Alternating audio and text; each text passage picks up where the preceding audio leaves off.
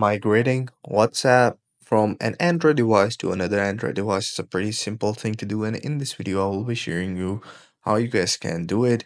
So make sure that you follow the video till the end to get to know about it. So if you're new to the channel, make sure that you like the video, share the video, comment under the video, subscribe to our channel, and don't forget to hit the bell icon so you won't miss any future updates.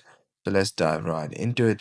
So what you have to do is exactly go to the chats option, and in the chat go to the chat backup and make sure that your chat is completely backed up. So once you have done that, the next step is pretty simple. Get your another phone where you want to install the WhatsApp. Simply go to the Play Store and install the WhatsApp. Search WhatsApp, and once you have done that, go ahead and install it. And once you will install it, simply log into your account using your phone number, and you will get an OTP. And after that, you will be logged into your account.